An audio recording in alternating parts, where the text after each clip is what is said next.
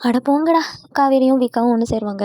நம்ம ஜாலியா love series பார்க்கலாம் அப்படின்ற மாதிரி எக்ஸ்பெக்ட் பண்ணா, இங்க நடந்திருக்க கதையே வேறங்க.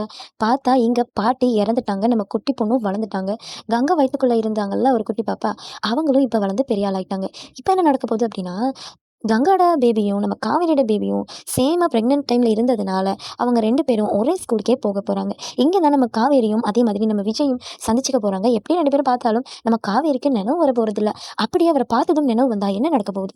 அப்படி நினைவு வராத காதலை வச்சுக்கொண்டு, திரும்பியும் நம்ப ஆளு ரொமான்ஸ் பண்ணி செகண்ட் அம்மாவாக்கி, அந்த மாதிரிலாம் நடக்க போகுதா? அப்படின்ற மாதிரி கதையில ரொம்பவே ட்விஸ்டெல்லாம் இருக்கு. ஏன் அப்படின்னு பார்த்தீங்கன்னா, நம்ப டைரக்டர பொறுத்தவரைக்கும், நம்ம ஹீரோவையும், ஹீரோயினையும் சேர விடல.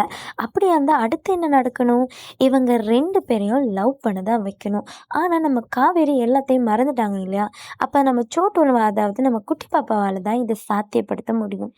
எப்படியாச்சும் ஞாபக மறதிய காரணம் காட்டி பிரிக்க வைக்க நெனைச்சாலும், அதுக்கு அந்த பாட்டி உயிரோட இல்ல இல்லையா?